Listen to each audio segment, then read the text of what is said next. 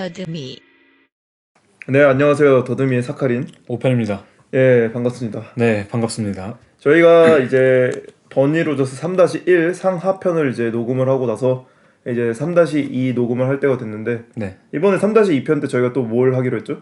이제 이번에는 버니로스 작업을 뽑아가지고 네, 발표를 하는 시간이죠. 그렇죠. 이번에는 제가 준비한 작업은 전시 하나입니다. 전시 하나가 좀 대형 전시여서 작업이 여러 개 나와서 저는 이제 하나를 소개할 거고 사칸 씨는 이제 두 개의 전시를 그죠. 소개하게 되겠죠. 오편 씨는 뭐 그간 잘 지내셨나요? 네, 뭐 잘 지냈죠. 최근에 여기가 눈이 많이 오고 막 엄청 추워가지고 많이 그러니까 저는 이제 겨울이 끝난 줄 알았는데 갑자기 집에 겨울이어가지고. 보호는 잘 되죠? 네, 보온 잘 되죠. 보호는 저는 네, 보온 잘 되고. 그게 제일 중요하죠. 네. 보일러만 잘 나오면은 뭐 오히려 이제 추울 때 보일러 틀어놓고 누워 있는 게 또 힐링 아닙니까? 네, 그렇죠. 그리고 여기는 이제 락다운이 뭐 적응 계속 연장이 됐죠, 되고 이제? 있어요. 연장이 되고 있어서 응. 좀 길어지지 않나 이런 느낌이 있긴 한데 사칸 씨는 뭐 설날에 뭐 딱히 하신 거 있으세요? 아, 이제 설날이었죠. 아니 뭐 솔직히 설날이라고 해서 네. 맛있는 것도 먹으려고 했지만 먹지도 못했고 네. 그냥 평범하게 보냈습니다. 무난하게 보냈어요. 그래서 또 슬프다면 슬픈 삶이죠. 그렇죠. 약간의 이제 눈물 한 방울 살짝 떨어뜨릴 수 있는 그렇죠. 그런 이야기죠. 그 외에는 근데 다 이제 그냥 괜찮았어요. 전반적으로 요새 그냥 눈 보면서 약간 마음을 좀 차분하게 가지려고 하고 있고 네. 그 외에는 이제 뭐 추울 때는 또 집안에 있는 게 또 행복 아니겠습니까? 추울 때는 거의 영하 한 10도까지 그죠. 내려가요 거의. 네. 근데 이제 또 겨울이 가면 봄이 오듯 이제 내일부터 또 날씨가 따뜻해진다고 하더라고요. 이제 좀 따뜻해질 것 같아요. 그러니까. 이제 겨울이 또 끝났어요. 네. 저희 이제 더듬이도 벌써 3개월 1분기가 이제 채워질 정도로. 그러니까 저희가 약간 웃긴 게 이제 1월 1일이네요 여러분 이러는데 오늘도 2월 중순인데 그러니까 그러네. 눈 떴다가 그냥 감았더니까 그러니까요. 바로 2월 중순이 돼버렸네. 네. 그렇죠. 자, 이제 뭐 작업 얘기를 한번 좀 해볼까요? 네네. 일단 제가 준비한 작업은 아까 오편 씨가 말씀드린 대로 두 개의 전시인데 첫 번째가 이제 시스터 운스라는 작업이고 네. 두 번째가 이제 팩투스 엑스카바툼이라는 전시입니다. 그리고 오편 씨가 준비한 전시 이름은 뭐죠? 제가 준비한 전시는 이제 카인드 킹덤이란 이제 네. 쿤스트하우스 브레겐츠에서 2020년에 한 전시입니다. 저희가 이제 첫 번째로 시스터 운스를 하고 그 다음에 이제 팩투스 엑스카바툼을 하고 그 다음에 이제 오편 씨가 카인드 킹덤을 할 건데 이게 또 이제 연대별로죠. 네, 시간 순서가 이제 시스터 운스가 2011, 12년 네. 그리고 이제 팩투스 엑스카바툼이 2019년 네. 그리고 이제 오편 씨가 준비한 게 2020년이죠. 그죠. 그러면 이제 뭐 저부터 가볼까요? 네네. 이게 근데 보니까 매번 소개할 때 보니까 제가 보통 가장 최근에 작업을 하고 네, 맞아요. 사칸 씨가 좀 전에 작업하더라고. 저는 약간 그런 걸 좋아하거든요. 조금 옛날 거? 약간 그 빈티지한 냄새가 나는 곳. 네. 사실 이 제가 첫 번째 소개드릴 작업도 지금의 이제 버니로스의 작업을 보다가 비교를 해서 살짝 보면 살짝의 빈티지함이 있어요. 그리고 약간 저는 이제 사칸 씨를 실제로 아니까 네. 한국으로 치면은 옷 같은 거나 뭐 이렇게 물품 그죠. 같은 거를 당근 마켓에서 많이 구매한 느낌이에요. 그죠. 약간 빈티지하게. 그죠. 네. 저는 빈티지를 좋아하니까. 새 제품보다는. 재정적 그것도 있고 현재. 그래요? 그런 것까지 밝힐 필요 없고. 그죠. 네. 오케이. 네. 아무튼 뭐 이제 시스터 운스의 작업에 대해서 한번 좀 얘기를 먼저 드리자면 네. 이 전시 소개를 먼저 해야 될 것 같은데 이 전시가 이제 2011년부터 12년까지 약 6개월 동안 이제 버니로저스와 그리고 이제 그 필립 올제스키 네. 저희가 저번에 말씀드렸던 If I Die Young을 같이 콜라보 작업을 한 작가인데 둘이 되게 친한 것 같아요. 그리고 버니로저스의 실제 약간 영혼의 파트너? 그리고 필립 올제스키 웹사이트 가보셨어요? 네. 똑같이 감성이 비슷해요. 그게 아니라 똑같아요 둘이. 그러니까 어떤 게 똑같아요? 필립 올제스키 그 포트폴리오 사이트가 있어요 똑같이. 근데 버니로스랑 완전히 포맷이 똑같아요. 그런 식의 이제 사이트 구성이. 내 사이트 구성이. 저는 이 사람 인스타도 가봤거든요. 인스타 가보셨어요? 아니요. 왜 버니로스가 친한지 알 수 있습니다. 왜요? 버니로스가 입었던 그 러시아식 소녀를 표방한 스타킹이나 그러니까 약간 버니로스의 뮤즈인가? 약간 유지입니다. 이분 남자분인데 그러니까. 본인도 약간 그런 식으로 해서 이제 사진을 많이 찍더라고요. 그 약간 양덕 느낌이 알죠? 그 느낌이에요. 전형적 양덕 느낌. 그래서 그 브로니라고 했잖아요. 저번 시간에 말했던 브로니의 인형을 들고 이렇게 찍고 있고 걔가 브론이었네. 립스틱을 바르고 있고 그런 식의 오케이. 감성이 있어요. 아무튼 이분이랑 이제 한 합동 프로젝트 작업인데 이게 이제 그 미국 뉴욕의 포레스트 힐즈 지역이라는 곳에서 상점 하나를 이렇게 망한 상점 하나를 빌려서 그 건물을 약간 6개월 동안 임대하면서 안에를 이제 꼬치처럼 실내 내부를 인테리어해서 이제 전시한 작업인데 이 전시를 안에서 이렇게 밖에서 딱 바라보면은 한쪽에 이제 그 계단이 있고 그 계단을 이제 하얀 천으로 덮어놨어요. 네. 그리고 거기에 이제 각자 위에 이제 꽃병들이 놓여 있고 거기에 이제 검은 장미가 꽂혀 있어요. 이게 이제 훗날 2020년의 작업에도 계속 쭉 이어질 버니 로저스의 이제 굉장히 자주 사용되는 상징물이고 처음으로 그때 장미가 사용된 건가? 제가 생각해 그때가 처음일 것 같아요. 왜냐면 그 전 작업의 그 돛키나 네. 아니 과거 작업들을 좀 저희가 봤었을 때는 그런 식의 상징물이 나오지 않았거든요. 그렇죠. 그때 작업들은 자기를 상징물로 썼거든요. 맞아. 그 장미가 전면에 드러나는 느낌은 아니었어요. 그죠. 예. 그리고 이제 그 뒤쪽에 냉동고가 있는데, 그러니까 그 투명한 냉동고가 있죠. 거기에 보면은 꽃집에는 언제나 그 냉장고 아닐까? 냉동고긴 한데 냉장 냉동고 사이. 꽃집 언제나 그게 있어요. 거기에 이제 보시면은 특이하게도 이제 장미꽃 하나가 얼려져 있거든요. 그래서 이제 녹지 않는 상태로. 근데 이거를 사람이 들어가서 볼 수 있는 거예요? 아니면 그냥 아니면 못 들어가죠. 밖에서만 볼 수 있는 그런 상태로 이제 구조로 되어 있는데, 제가 왜 이 전시를 골랐냐면 사실 아까 저희가 우스갯소리로 빈티지 얘기를 했는데 저희가 이제 저번 시간에 버니 로저스의 그 상하편을 하면서 사실 되게 많은 심상이나 표상에 대해서 이야기를 많이 나눴잖아요. 그렇죠. 콜럼바인 학살 사건도 그렇고, 그리고 그 클론 하이, 네네. 그리고 이제 뭐 네오펫은 뭐 또 이야기가 나오겠지만 그런 것들을 이제 이야기하고 나서 저는 좀 궁금했던 거예요. 아, 이 사람이 이런 식의 상징물을 다루는 작업들을 도대체 언제 시작했을까? 네네. 그리고 뭔가 본격적으로 이렇게 튀어나온 게 언제일까 해가지고 찾아보다가 제 이목을 끈 게 잠깐 이 작업이었거든요. 시스터 운스의 작업. 네네. 그래서 이제 이 작업을 골랐는데, 이 작업에 대해서 좀 조사를 하다가 이 네. 작업에 대해서 모티브를 찾아냈어요. 네네. 재밌는 모티브인데 이제 얼음성이라는 이제 더 아이스 팔라스.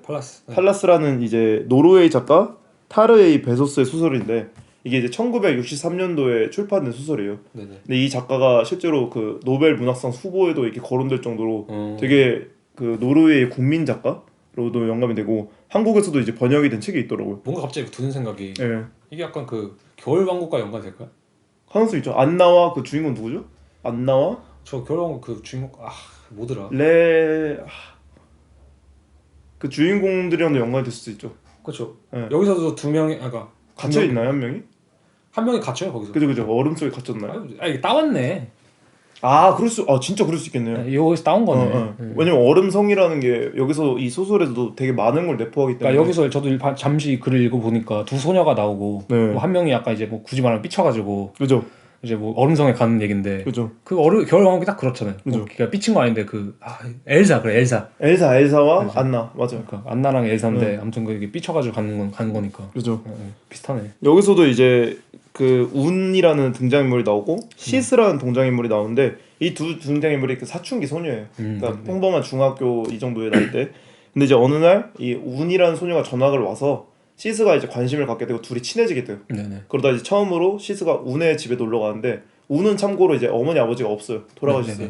그래서 이모가 사는 집인데 그 집에서 이제 둘이 놀다가 운이 무언가 이제 비밀 이야기를 하려고 하는 거예요. 근데 시스가 거기서 뭔가 자기가 듣기 싫었는지 갑자기 뛰쳐나가 버려. 운은 그 시스를 잡으려다가 못 잡고 놓쳐버리고. 트라우마 탄생이네. 트라우마 탄생이. 그래서 이제 다음 날 운이 그 나이 때 이제 소녀들이면 얼마나 감성이 또 예민하겠어. 그렇죠. 이게 자기 딴에 이제 친해졌다 생각해서 털어놓으려 한 건데. 운이 이제 그 시스의 얼굴을 보기가 부끄러워서 등교하기를 이제 포기하고 그 마을에 있는 얼음송이라는 곳에 가요. 거기가 이제 폭포가 얼어진 곳이라 얼음송이라 불리는 곳인데 거기서 이제 그 소설 자체가 되게 판타지 소설이란 또 같이 섞여 있는 부분이라서 그 아내를 이제 여행을 하다가 7번째 방에서 갇히게 되거든요. 그리고 운이 거기서 이제 저체온증으로 죽어버리죠. 약간 잔혹동화 느낌도 좀 있고. 네, 잔혹동화 느낌도 있고. 그래서 이제 돌아오지 않는 이제 운을 걱정하던 시스가 어른들과 함께 찾아 나서거든요. 그래서 결국엔 못 찾고 시스는 다시 학교로 돌아오고, 운의 상실에 대한 그 트라우마로 인해서 네네. 처음에는 이제 외부와의 단절도 해요. 사람들이랑 얘기도 안 하고 그리고 자기가 운처럼 행동하고, 그리고 막 무의식적으로 운을 이름을 부르기도 하고. 이게 여성 소설가인가요? 그건 잘 모르겠어요. 근데 제가 생각하기엔 남성 소설을 알고 있어요. 타리 A. 그리고 이제 여기서 이 소설 자체에 대해서 이야기가 많이 나오는 게 과연 시스한테 그러니까 운이 상징하는 게 뭐냐, 이거에 대한 이야기가 많이 나오는 게 뭐 사춘기일 것 같아요. 혹은 유년 시절, 그리고 친구, 그리고 이게 약간 동성애적 요소도 있다고 알고 있거든요. 제 생각에는 약간 확실히 약간 그런 사춘기적인 요소가 맞는 것 같아. 그러니까 그 어렸을 때 그 자신이 가지고 있는 감성이랄까. 그죠. 약간 불안정함 그리고 비밀 이야기라는 네네. 이런 것들 있잖아요. 그러니까 이런 식의 뭐랄까 박제라고 해야 될까 굳이면 이렇게 가서 얼어버린다 했잖아요. 그죠. 그런 것들이 확실히 이런 문학에서 많이 등장한 것 같긴 해 실제로. 그러니까 버니로스 이런 형식을 작업을 썼고 예를 들면 또 문득 생각나는 거는 인셉션 같은 것도 보면은 디카프리오가 이게 팽이를 돌려놓고 오잖아요. 갇힌 방 안에 이제 그게 이제 그 여자의 생각을 온통 이제 바꿔놓고 그러니까 그런 이런 식의 약간 확실히 모티브들을 문학이나 뭐 예술 장르에서 많이 쓴 것 같아요. 저는 그 느낌이 있어요. 이 영화도 보면은 이 소설이 영화로 각색됐을 때 운의 약간 시신이라고 하기엔 애매하죠. 근데 이게 얼음 속에 갇혀 있는 모습이 나오거든요. 근데 사실 얼음 속에 갇혀 있는 거는 언제든 살아날 수 있을 것 같은 의미를 내포한단 말이에요. 아 그렇죠. 원래 사실은. 왜냐면 이건 죽은 것도 아니고 냉동인간 산 것도 아니고 냉동인간의 느낌처럼. 그래서 저는 이것도 나중에 이 작업을 얘기를 할 때 얘기해야 될 포인트라고 생각을 해요. 그렇죠. 그렇잖아. 사실 이게 어딘가에 박제되어 있는 운을 찾는 거잖아. 사실 그죠. 시스가. 그러니까 사실 우리 삶에서도 약간 그런 게 있잖아요. 그러니까 우리가 괜히 막 순수했던 그죠. 나의 유년 시절의 모습을 찾는 듯이 그죠. 그런 감성이 좀 있는 게 아닐까. 우리가 이제 우리 마음속에 간직하고 있던 어떤 열망일 수도 있고 어떤 뭔가 유년 시절의 기억일 수도 있고 뭔가 많은 것들을 내포하고 있는 거죠. 그죠. 근데 이 소설에서 결국에는 재밌는 부분에 시스가 그 운에 대해서 항상 생각을 하고 난 널 잊지 않을 거야, 난 너를 항상 그리워해라고 하다가 결국에는 시스한테 다가온 다른 활발한 친구들의 손을 잡고 운을 잊어버리는 식으로 이제 하고 소설이 맞춰지거든요. 그러니까 잃어버린 그 사춘기 그죠. 같은. 근데 왜 제가 재밌는 건 이것을 결국에 또 한 번 모티브로 끌어왔다는 거는 이 장미나 혹은 그 안에 그 상점 안에 얼려져 있는 꽃들이 뭔가 여러 가지를 얘기한다고 생각을 하는데 저희가 그 버니로스 첫 상화편을 얘기했을 때 버니로스가 되게 어린 시절에 대한 그 그리움이 많고 자신의 우울증이나 자신의 그 사춘기라던가 이런 것들을 얘기하는 부분이 많았잖아요. 그죠. 저는 약간 이런 것들이 이 소설과 맞물리면서 이 작업에서 그렇게 약간 표현됐다고 보거든요. 얼려있는 꽃이라던가 혹은 거기에 죽은 장매들이라던가.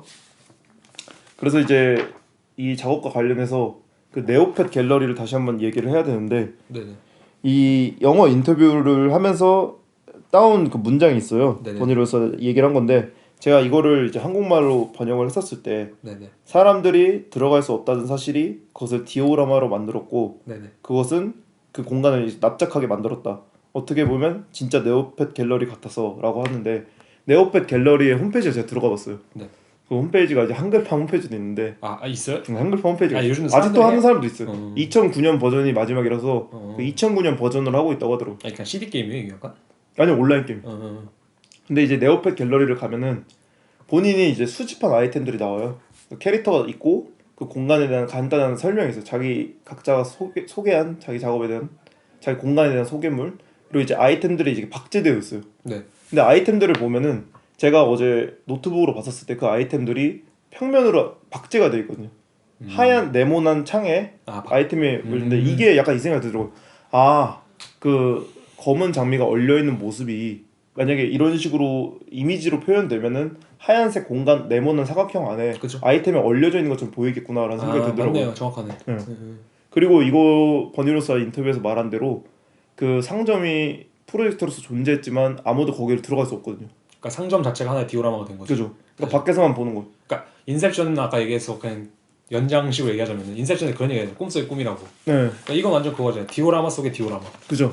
그러니까 사람들은 멀리서 창 뒤에서 죽은 장미들이랑 그리고 안에 냉동고에 얼린 장미를 볼 수 있지만 결코 다가갈 수 없거든요. 그죠. 그걸 만져보고 싶고 혹은 뭔가 욕망을 일으킬 수는 있다고 생각을 하거든요. 왜냐면은 어떠한 사물이나 물체가 우리가 도달할 수 없는 곳에 있으면은 오히려 그래서 더 갖고 싶잖아요. 그죠. 저희가 뭐 핸드폰을 하거나 뭐 스마트폰을 하면서도 스마트폰을 하거나 노트북 게임을 할 때도 뭔가 유리창 하나를 두고 있지만 그 공간에 대한 욕구가 있거든요. 들어가고 싶은. 그리고 여기서도 좀 중요하게 말해야 될 게 그거 같아요, 사실. 그러니까 박제된 것 자체에 대한 미학. 이런 점은 좀 되게 박제의 미학. 그러니까 버니로르스가 되게 천재적이라고 생각하는 게 말씀하신 것처럼 저희가 게임을 할 때 뭐 무기를 차는 곳이라든지 인벤토리라든지 여기 이런 아이템을 넣어놓는 곳이 보통 이제 그런 식으로 표현되어 있잖아요. 말씀하신 것처럼 뭐 하얀색 박스 안에 이제 아이템의 이미지가 들어가 있는 8티어. 그렇죠. 뭐 좋은 아이템 이런 식으로. 근데 중요한 게 그것이 약간 되게 기능적인 장치라고 생각할 수 있는데 버니루스가 이것을 뭔가 얼음성이라든지 디오라마라든지 어떤 박제랑 연관시킨다는 게 전 이거는 되게 천재적이라고 생각해요. 사실. 이런 게 거기 박제라는 레이어 하나 위에 이 얼음성이라는 모티브의 레이어를 딱 겹치면은 이야기가 넓어지잖아요. 그러니까 넓어지고 그다음 말한 것처럼 이게 디오라마지만 동시에 이것을 그냥 정면에서 본다거나 아니면 그 컴퓨터 이미지 상에서는 그게 2D잖아요. 그죠. 그걸 그냥 우리가 이미지적으로 이렇게 상상할 수 있다는 게 되게 재밌는 것 같아. 그러니까 그런 지점을 좀 찾아낼 수 있는 게 그런 쪽에서 얘가 되게 예민하게 이런 걸 그러니까 그러잖아요. 저희는 우리는 그냥 게임을 하잖아. 아이템이 있으면 아이템을 여기다 넣어놓는 거고 그걸 그냥 끼는 거고 이런 식인데 버니루스는 이 미학에 대한 걸 실제로 이렇게 생각하고 있구나라는 게 사실 그죠. 되게 좀 존경스럽다고 해야 되나? 뭐랄까 존경하고 있는 거야. 약간 자신만의 그러니까 그 핀트가 있는 것 같아요. 되게. 그죠. 그리고 재밌는 게 그 상점에 쇼윈도에 유리가 있잖아요. 네. 저는 이게 물리적으로 레이어가 겹치기에 재밌다는 게 저희가 핸드폰 하거나 노트북 할 때도 보는 건 사실 유리 하나를 통해서거든요. 그렇죠. 유리가 그 물리적으로 레이어가 중첩됐을 때 그 공간이 가지는 특성이 좀 나타난다고 생각하거든요. 그게 시스터 운스라는 상점이지만 전혀 들어갈 수 없고 그 안에 이미지만 진짜 아까 말한 대로 디오라마 혹은 아이템 수집장의 아이템처럼 관조할 수밖에 없는 대상이 되어버리잖아요. 그렇죠. 그냥 관음이거나. 그리고 또 여기서 한 가지 더 말하면 똑같이 유리라든지 스마트폰이라든지 그 안에 공간은 3D이고 입체 공간이 있지만 사실 그걸 기준으로 사실 이미지화 돼버리니까. 그죠. 그거를 이렇게 딱 아까 버니로스 말한 듯 납작해진 공간이라는 게 딱 그 이야기죠. 그게 우리가 말하는 이제 틀이잖아요. 틀. 그죠. 하나의. 그죠. 창, 틀 이렇게 돼버린 거니까. 그래서 이제 장미라는 걸 다시 이야기를 하자면 장미라는 게 제가 꽃말도 한번 찾아보고 도대체 이게 무슨 의미일까? 라고 생각했는데 제일 이제 버니로스 때 의미가 됐던 게 네오펫 갤러리에 검은 장미라는 아이템이 있었어요. 그게 이제 버니로스가 수집할 당시에 굉장히 고가로 이제 치솟았던 희귀한 아이템이었는데 버니로스가 딱 어린 시절에 대한 인터뷰를 하면서 그러더라고. 내가 검은 장미와 하얀 장미를 수집하기로 마음 먹었을 때 나는 그 지금까지 쌓아왔던 인터넷 그 자신의 네오펫 갤러리를 싹 비우고 하나하나 다 클릭해서 버리고 검은 장미로만 채웠다고 하더라고. 고가 아이템이라면서. 버니로스가 또 네오펫 그거 아닙니까? 고인물? 네, 고인물이었죠. 또 한따까리 했구나. 한따까리 했으니까. 그래서 저는 이제 검은 장미가 약간의 아이템적으로 버니루스한테 유닛 시절에서 굉장히 중요한 경험이었구나 라고 생각해서 이거를 차용했나 했는데 그거 플러스해서 이제 검은 장미에 대한 꽃말을 찾아봤더니 저는 이게 제일 재밌더라고요. 검은 장미의 꽃말에 당신은 영원히 나의 것. 말 딱 박제잖아 이게. 이게 박제거든요. 당신은 영원히 나의 것이라는 거는 좀 강제적인 면이 있잖아요. 그렇죠. 상대방과 상호 교환으로 사랑하는 것이 아니라 소유하겠다. 박제하겠다. 그러니까 이게 저도 인터뷰를 몇 개 보면은 네오펫 얘기가 안 나오는 곳이 없어요. 거의. 그죠. 우리가 그런 말 하잖아. 잔악계라고 이제 자본주의가 나는 괴물. 이렇게 말하는데 얘는 진짜 내납계예요. 내납계. 네오펫이 나온 괴물. 얼마나 많은 것을 네오펫에서 배운 건지 세상을. 그죠. 그래서 이제 저는 생각했을 때 그 냉장고 안에 얼려져 있는 장미가 어떻게 보면 그 소설에서는 운일 수도 있고 동시에 그 운이 내포했던 모두가 가지고 있는 유년 시대에 대한 기억. 그리고 검은 장미 자체는 버니루스에게 이미 아이템으로서의 기억이자 그렇죠. 꽃말 자체로서의 박제의 대상이자 그리고 자신의 어린 시절일 수도 있단 말이에요. 왜냐면 검은 장미가 자신한테 어린 시절을 이렇게 떠오르게 만드는 모티브이기 때문에. 그리고 저는 이런 게 어느 지점으로 약간 수렴이 되냐면은 그러니까 중요하다고 생각하는 게 그거예요. 버니루스가 그냥 우리는 우리의 사춘기 잊어서는 안 돼. 뭐 순수했던 뭐 이런 걸 잊어서는 안 돼. 뭐 사랑하는 걸 잊어서는 안 돼. 이런 맥락이 아니라 그냥 그 뭐랄까 우리가 사춘기 때 가지고 있던 그리고 그것이 잊혀지거나 뭐 아니면 우리 마음속 어딘가 한 켠에 뭐 이렇게 냉동고 안에 보관이 되는 것인데 그런 것이 궁극적으로 무엇을 표방한다 이게 아니라 그것을 미학적으로 그러니까 시각적으로 이렇게 표현한다는 게 대단한 것 같아요. 그죠. 그냥 그게 제가 생각하기엔 이게 이 감성이나 행위들이 뭔가 이미지화 되기가 좀 어렵다 생각하거든요. 그죠. 그만큼 본인이 자기가 관심 가지고 있는 것에 되게 예민해야 되고 혹은 항상 그 모티브를 약간 찾아야 된다 생각하거든요.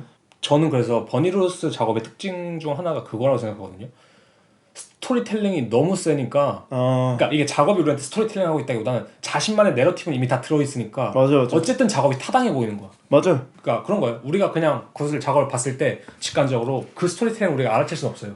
절대 못 알아채죠. 근데 이걸 우리가 조사해보고 대충 이렇겠구나 라고 생각하지만 어쨌든 간에 우리가 그걸 봤을 때 직관적으로 그냥 그 스토리텔링이 너무 단단하니까 맞아요.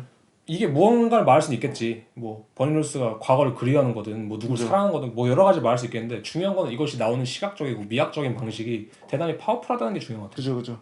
어쨌든 간에 그 스토리텔링 단단하고 자신만의 레퍼런스들이 합쳐지니까 그런 것들이 합쳐졌을 때 마지막으로 나온 결과물이 되게 타당하게 좀 버니로스럽게 나온다. 지극히 개인적이지만 지극히 개인적이지만 자신의 경험이 이렇다는데 뭐 봉준호가 버니로스 알았으면은 마틴 스콜세지가 아니라 버니로스를 외치지 않았을까. 그 정도요? 지극히 개인적인 것이 보편적인 것이 이런 말 했잖아요. 그럴 수 있죠. 약간 버니로스가 실제로 버니로스가 인터뷰에서 이런 말 똑같이 했어요. 자기가 진짜 개인적인 걸 사용하고 가장 사적인 걸 사용하지만 동시에 그것이 가장 보편적이게 될 수 있다고. 오히려 그렇기 때문에 그런 말 했을 때 보면은 자신이 가지고 있는 스토리텔링이 이렇게 단단한 게 중요하구나라는 생각이 좀 들어요. 그죠. 왜냐면은 뭐 요즘 작가들 중에서도 이렇게 자신만의 스토리텔링이 이렇게 단단한 사람을 찾기 힘들거든 사실. 그죠. 네. 요새는 오히려 약간 노력하려고 하는 추세죠. 자신의 그것을 스토리텔링 의도적으로 만들거나 그죠. 아니면 좀 더 사회적인 입장에서 관조하거나 그죠. 뭐 이런 맥락은 많은데 이 정도로 그냥 자기만의 스토리텔링 있는 사람은 없는 것 같아. 그죠. 뭐 네오펫을 했는데 거기 아이템이 있고 뭐 검은 장미가 있고 뭐 근데 얼음 그게 있고 사실 이거를 아는 경로가 내 생각에는 뭐 그럴 수 있어. 겨울왕국을 좋아해서 찾다 보니까 이게 원작이라더라 해서 알았을 수도 있는 거야 사실. 근데 그건 모르겠지만 그냥 자신이 좋아하는 것들의 연결고리를 만들었을 때 그죠. 결과론적으로 나오는 이 스토리라인이 너무 탄탄한 그죠. 거지. 검은 장미라는 아이템을 가지고 네, 그죠. 그 꽃말을 생각하고 그러니까 우리가 단순히 내가 죽음이랑 주제를 다루고 싶어. 네. 그래가지고 뭐 찾아보니까 검은 장미 같은 게 있대. 네. 그래서 검은 장미를 어떻게 사용해볼까 이런 식으로 가면은 스토리라인이 이렇게 탄탄하게 안 나와. 그죠. 이건 완전 어릴 때부터 그 딱 경험이 쌓여 있어요. 그렇죠. 이거 완전 역으로 약간 된 거라서 그죠. 되게 탄탄하다는 느낌이 들어요, 확실히. 약간 찐 덕후의 끼가 있어야 돼요. 맞아, 제가 보기엔 진짜로 그 검은 장미 아이템을 사랑했기 때문에 이것에 대한 그 유년 시절 애착이잖아요 이게. 네. 애착의 대상이 되었기 때문에 이것에 대해서 계속 회상을 하고 회고를 하다 보니까 그 자신의 작업과 모티브가 맞물려서 딱 그 나왔던 거죠. 그리고 이게 약간 글을 써보신 분들은 알겠지만 네. 이게 스토리를 짜는 게 쉬운 게 아니거든. 그죠. 네, 맞아요. 이것도 재능인 거예요. 게다가 이거를 이미지로 표현하는 것도 좀 어려운 일이고. 그렇죠. 그죠. 아무튼 전 문득 드는 생각이 이게 정말 버니로스의 강점이겠구나. 무언가를 말할 때. 네. 저는 어쨌든 뭐 다시 돌아와서 그 냉장고 안에 있던 얼려져 있던 장미에 대해서 다시 얘기를 하면 이것이 아까 그 박제라고 했잖아요. 네. 근데 그 외에 옆쪽에 그 설명드렸던 계단 쪽이나 다른 쪽에 있는 장미들은 다 죽어버렸단 말이에요. 네네. 그게 하얀 꽃병에 이제 색깔을 대조적으로 했다고 하는데 그런 죽은 장미들이 어떻게 보면 그런 거거든요. 우리가 다양스럽게 지나쳐가면서 잊어버린 무언가들. 그렇죠. 우리가 그것들을 그러니까 오편 씨도 생각해 보면 어린 시절에 대한 기억을 모두 끄집어낼 수는 없잖아요. 그렇죠. 혹은 중요했던 기억을 자기가 알고 보면 잊고 있던 경우라든지. 저는 실제로 며칠 전에 그런 경험을 했거든요. 제가 문득 지나가다가 어떤 하나의 포인트가 생각나는데 그 포인트를 이렇게 집요하게 쫓아가 보려고 해봤어요. 뭐지 했는데 제가 잊고 있던 어떤 사건이나 잊고 있었던 친구가 떠오르더라고요. 그래서 그 친구를 잊어버렸던 생각하면서 그러니까 제가 잊었다는 걸 생각하면서 버니로스 작업을 하면서 내가 그 사람이 버니로스 항상 자신의 작업을 끌고 와서 박제하는 느낌으로 하고 있기 때문에 내가 이 친구에 대한 걸 뭔가 조금의 모티브를 찾을 수 있던 거 아닐까 이런 생각이 들더라고요. 그러니까 버니로스 작업을 봤기 때문에. 네. 왜냐면 계속 이렇게 잊어감에 대한 상실에 대한 이야기를 하는 것 같고 뭔가 소멸에 대한 이야기를 하는 것 같고 그러니까 저도 혹시 제가 머릿속에 뭔가 잊고 있던 게 있지 않았을까라는 생각을 하게 되더라고요. 그런 점이 어쩌면은 버니로스의 이 개인적 서사가 뭔가 보편적인 걸 띠지 않나라는 생각도 들고. 맞아요. 그리고 제가 최근에 관심을 가졌던 것 중 하나가 되게 이게 여기 사칸 씨가 글을 이렇게 좀 정리해온 것 중에 소멸불멸이라는 키워드가 있는데 이건 약간 완전 번외 얘기긴 한데 어쨌든 얘기하자면은 제 최근에 관심을 가진 것 중 하나가 그 암 알죠? 캔서? 이제 뭐 췌장암이든 어디 암이든 뭐 위암이든 이런 식으로 있잖아요. 불멸이라는 메커니즘이랑 암의 메커니즘이 똑같다고 말을 하더라고요. 그러니까 우리가 죽는 이유가 사실상 세포가 증식하지 않아서라고 하거든요. 세포가 다 소멸해버리면 이제 우린 죽는 거예요 사실상. 근데 암이 왜 생기냐면은 세포가 죽지 않아서 생기는 게 암이거든요. 그러니까 세포가 무한 증식을 하기 때문에 생기는 게 암이라고 하더라고요. 그래서 실제로 과학자들도 불멸의 메커니즘이 그러니까 우리가 죽지 않으려면 그러니까 세포가 소멸하면 안 되잖아요. 그렇죠. 그렇죠. 근데 암의 메커니즘이 똑같다는 거지. 세포가 소멸하지 않기 때문에 생긴 게 암인 거야. 그러니까 인간은 한마디로 죽지 않으면 암이 생겨서 죽는 거야. 그러니까 이 메커니즘이 되게 웃기다고 생각하거든요. 죽지 않으면, 그러니까 세포가 소멸이 안 되면 암이 생기는 거. 네, 세포가 소멸 안 되면 무관이 증식할 수밖에 없으니까. 저도 뭔가 그 관련해서 봤던 것 같은데. 그러니까 이게 증식은 이제 약간 전이 같은 느낌인 건데 네. 이게 결국 뭘 말하는 거냐면은 암 세포가 비유적으로 말하면은 네. 뭐 세포가 이렇게 있으면은 네. 세포는 어느 순간 다 자살을 하게 된대요. 굳이 말하자면 넌 이제 필요가 없어 죽어 이러면 이제 죽는데요. 그러니까 한마디로 자연의 입장에서는 죽음이라는 게 전혀 나쁜 핀트가 아닌 거야. 그렇기 때문에 우리 세포가 작동하는 방식은 죽어 이러면 죽는 게 세포의 방식인데 암세포는 죽어라는 명령을 안 듣는 세포가 그래. 암세포래요.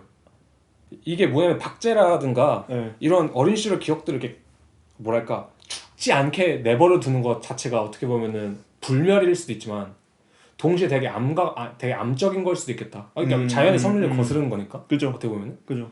뭔가 그냥 버니로스가 하는 작업 전체적으로 약간 이런 맥락도 좀 있지 않을까? 그죠. 왜냐면 이게 자연스럽게 박제라는 것은 어쨌든 죽음이랑 이어지는 거고 죽음이란 것은 어쨌든 뭐 암이라든지 이런 생명적인 그러니까 좀 생명공학적 메커니즘에서 봤을 때 약간 그런 느낌도 있을 수 있을 재밌는 게 그거네요. 방금 이 암 이야기를 하니까 이미지적으로 연관이 되는 게 아까 제가 말했잖아요. 냉동고에 얼려져 있는 장미가 있는데 그 앞에 있는 죽은 장미들. 그러니까 제가 그것 이건 때문에 당연한 거잖아요. 네, 죽음은 거지. 당연한 건데 그 냉동고에 있는 장미는 억지로 살아가지도 죽어가지도 않은 상태로 박제되어 있는 거잖아요. 그래서 저희가 버니로스 작업을 보면은 저도 이 작업을 대충 봐서 알지만 그런 양가적인 감정이 좀 공존하거든요. 뭐냐면 첫 번째로는 약간 슬프거나 좀 멜랑콜리한 감정과 함께 동시에 되게 아름답다는 생각이 있어요.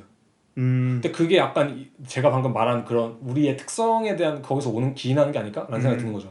소멸하는 것도 당연한 거지만 어쨌든 간에 그것을 불멸로 만들어 놓았을 때 그것이 대단히 이율배반적이다?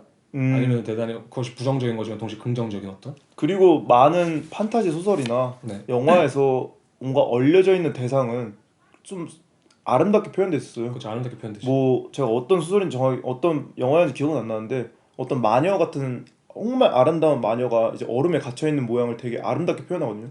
근데 이제 그것이 얼음이 녹고 부활을 하는 순간 어떤 파멸을 불러올 수는 있지만 그 갇혀져 있는 박제된 상태에서의 아름다움 있잖아요. 그것 또한 미학이라고 생각하거든요. 그리고 이게 재밌는 게 버니루스가 이 시스터 운스라는 홈페이지가 또 있잖아요. 지금도 계속 사람들이 들어갈 수 있고 저도 이제 거기에 장미 이미지를 하나 기여했어요. 맞아 할 수 있다. 장미 기억나요. 맞아. 이것도 사실 박제거든요. 그죠. 거기 홈페이지에 들어가서 장미 컨트리뷰트 그 창을 들어가면은 거기에 이제 지금까지 방문자 수들의 기여가 있어요. 다 뜨는 거야. 그래서 이제 스크롤을 내려도 끝이 없는데 저는 그것들을 보고 딱 생각했던 게 버니로스가 자신의 작업에 그 상점 안에서 했던 이 냉동고의 장미를 각자가 품고 있는 각자의 장미를 기여할 수 있게 이 홈페이지에서 시스템적으로 구축을 했구나 생각이 들더라고요. 보면은 거기서 아까 저희가 말한 아이템 창처럼 하얀 창 안에 장미 이미지들이 꽉 차 있어요. 그게 개개인별로 짜여 있는데 그게 제가 알 수 있는 게 방문자가 기여를 하면은 이미지가 하나 생성되잖아요. 거기서 제가 좀 약간 소름이 돋았던 게 이게 스스로 증식한 이미지가 아니라 사람들 한 명 한 명이 와서 실제로 기여를 한 이미지구나라는 게 좀 소름이 돋더라고요. 저도 그래서 이거랑 아까 얘기했던 걸 다시 끌어서 얘기하면은 그러니까 저가 버니로스 작업을 조사하면서 느낀 것 중 하나가 뭐냐면은 이 작업 그러니까 버니로스란 사람이 아니라 그냥 누군가가 그러니까 아니면 이 작업들이 다 다른 사람 작업과 예를 들면 그런 식이었다면 작업들이 너무 안 좋은 거야 사실.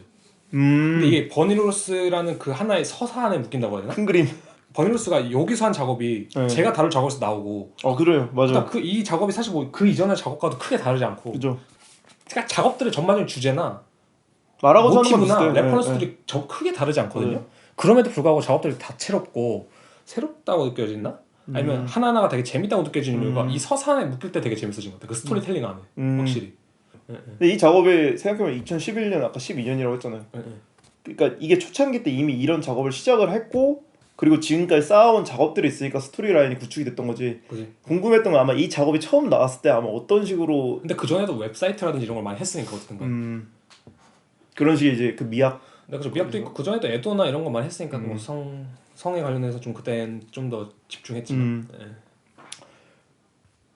네, 그러면은 뭐 저희 이 시스터 운스 작업 이야기는 여기까지만 하고 다음 작업에서 또 다른 이야기를 한번 나눠보겠습니다. 네, 알겠습니다. 고맙습니다.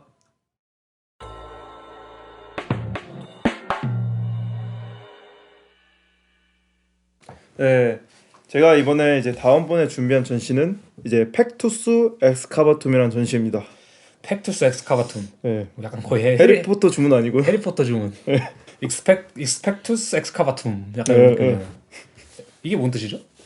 이제 이게 라틴어로 팩투스가 이제 가슴을 의미하고 네. 엑스카바레라는 동사가 이제 파내다, 오목하게 하다라는 뜻인데 이제 이게 한국말로 보면 이게 의학 용어인데 네. 한국말로 정의하면 오목가슴이에요. 오목가슴. 네. 오목가슴이 전 처음 들어봤어요 사실. 아 그래요? 네. 저도 그러니까 저도 제가 오목가슴이라는 걸 갖고 있기 때문에 알았지만 네. 제가 그 단어를 알기 전까지는 저도 제가 오목가슴인지도 몰랐어요. 사칸 씨가 이거 녹음하기 전에 네. 한번 만져보라고. 네. 자기 가슴 좀 한번 만져보라고. 그래서 만져봤는데 진짜 오목하더라고요 약간. 네. 네. 제가 왜냐면 어쨌든 제가 오목가슴을 갖고 있기 때문에 전시가 왜 오목가슴이냐라는 걸 생각을 하면 궁금할 수밖에 없어요 사실. 그렇죠, 궁금하죠. 예. 그래서 이제 오목가슴 잠깐 간단히 다시 설명드리면 이게 뼈가 약간 함몰된 형태예요. 오목하게 함몰된 형태라서 이게 거의 아기 때 이미 발병을 한다고 하더라고요. 선천적으로 이제 유전적으로 발병할 수도 있고. 이게 근데 약간 생활에 지장이 가나요? 구글 이미지 보셨죠 아까? 네, 약간 지장이 갈 것 같아요. 갈 것 같긴 한데 약간. 이게 심한 사람들은 네. 병역 면제가 될 정도로 이게 심장이랑 폐를 눌러서 무조건 수술이 필요하대요. 심한 사람들은 진짜. 네. 이게 왜냐면 진짜 흉부 압박을 하기 때문에. 근데 이제 이게 별로 심하지 않은 사람들은 저 같은 사람들 그냥 솔직히 별 지장이 없어요. 그냥 조금 미적으로 조금 이상할 수는 있겠지만. 그리고 버니로서 실제로 약간의 오목가슴을 본인이 가지고 있다고 이렇게 인터뷰에서도 말을 했더라고요. 그래서 이제 오목가슴에 대한 정의는 이렇고요. 저 오목가슴을 가진 사람으로서 이 전시를 지나칠 수 없었다. 네, 오목가슴을 가진 사람으로서 전시에서 전시 제목이 오목가슴? 당연히 궁금하다. 그렇죠, 한번 가봐야죠. 네. 사실 제가 이 전시를 할 때마다 고민하고 있었어요. 네네. 별 생각 없었어 그냥. 근데 이제 팩투스 엑스카바툼 이런 까리하네. 그걸 구글에 검색한 순간 한글로 옆에 오목가슴 딱 뜨고. 이번에 찾아보시는 거예요? 이 의학 용어는 몰랐던 거죠. 저번에 전시 가셨다고. 전시는 갔는데 이게 뭔지 모르고 이름을 검색도 안 하고 그냥 버니로스에 대해서 관심도 없었고 그냥 간 김에 한 김에 간 거예요. 그러니까 전시가 한 김에 갔는데 가서 그냥 보고 아 그렇구나 했는데 이번에 이제 버니로스 조사를 하면서 자세하게 제목을 검색해보고 이제 오목가슴이라는 순간 이거 내 거다. 오케이. 이건 내가 해야 된다. 그럼 한번 간단히 좀 소개해 주시죠. 네, 일단 이 전시 소개를 먼저 해드리자면 이게 이제 2019년 1월부터 4월까지 이제 MM카 이제 쪼람트라는 곳에서 했어요. 네. 이게 이제 MM카 그 본관의 맞은편에 있는 이제 별관인데 좀 작은 공간이고 그리고 이게 이제 버니 로저스가 슈테르슐레에서 이제 2018년 19년 그 겨울 학기에 이제 한 학기 동안 이제 게스트 교수로서 교직을 하고 난 이후의 전시거든요. 그리고 이제 독일에서 가진 첫 개인전인데 제가 이제 이 작업을 설명을 드리기 전에 먼저 간단하게 이 전시의 구성에 대해서 좀 설명을 드리고 네. 그리고 버니루스가 저희가 그 시스터 언스에서 한 것처럼 검은 장미 뭐 이런 것들에 대한 모티브처럼 여기서도 모티브가 굉장히 많거든요. 네. 이 모티브들을 좀 설명을 하고 정리를 하는 게 좀 나을 것 같아요. 네, 알겠습니다. 네. 일단 이제 전시 공간에 대해서 제가 직접 가봤기 때문에 또 설명을 드리자면 처음에 들어갔을 때 이제 간단하게 독립적인 작은 공간이 있어요. 네. 그 공간에 들어가면 그 이 쪼람트가 세관이 뜻인데 어쨌든 이 건물에서 따온 벽돌 모형과 그리고 거기에 놓여져 있는 쪼 대걸레 항상 버니로스 차용했던 그 모티브죠. 네. 그리고 거기에 이제 걸려 있는 버니로스의 전 남자친구의 가운이라든지 그리고 거기 벽에 이제 보면은 나비와 뱀 조각이 있어요. 네. 이거 나비와 뱀에 대해서 제가 간단히 또 찾아봤는데 나비가 이제 변신의 상징이자 새로운 삶의 상징이고 그렇죠. 약간 그런 노래 많잖아요. 나비가 그러니까 윤도현 노래도 그렇고 나는 나비 나는 나비도 그렇고 뭐 이승기도 나방의 꿈이었나 나비 꿈이었나 뭐 이런 게 있거든요. 아 그렇죠. 그러니까 약간 새로운 삶을 살고 싶을 때 약간 나비를 좀 들먹이는 느낌이잖아. 그렇죠. 그리고 이제 뭐 죽은 사람이 나비로 환생해서 나오는 것도 많고 그렇죠, 모티브에서 영화적에서 그리고 이제 뱀 또한 이제 불사의 상징이거든요. 뱀이 맞아요. 이제 허물을 벗는 것을 죽음에서 다시 태어남을 의미한다고 하거든요. 문득 드는 생각이 그게 갑자기 생각이 나요. 제가 해리포터 얘기해서 그런지 볼드모트가 뱀을 데리고 다니잖아요.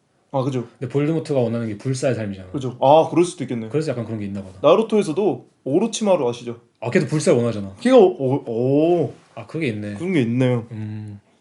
근데 아무튼 이 독립된 전시 공간에 대해서는 솔직히 제가 크게 얘기할 게 없어요. 맞아 이게 이 짜투리 공간이죠.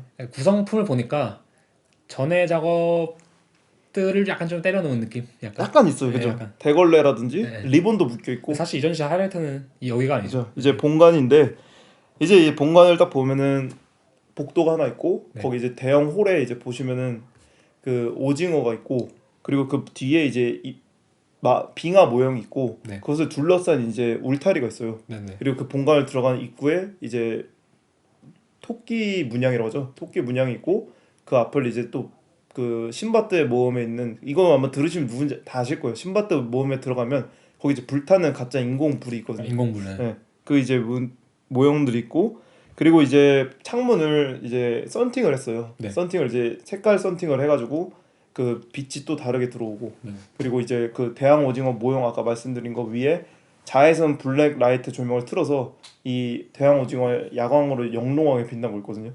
이게 약간 뭐 나중에 얘기하겠지만 네. 이게 뭐 재료와의 특성과도 연관이 있겠지만 그죠. 근데 실제로 이런 대왕오징어가 사실 심해에 살잖아요. 그죠. 이 심해에 사는 물고기들이 다 그러니까 생체 형광이 있더라고 하더라고요. 아 그래요? 네네, 다 이게 형광빛으로 빛나는 그런 기능이 있는 그런 심해 어들이 되게 많대요. 그래서 그거랑도 아마 좀 연관이 되는 것 같더라고. 어쨌든 심해 그 빛이 전혀 안 들어온 곳이니까 그쵸, 자연스럽게 빛을 어떻게든 발산하거나. 네, 뭐 이유는 뭐 정확히 기억이 안 나는데 아무튼 생체 형광이라는 그런 게 있다고.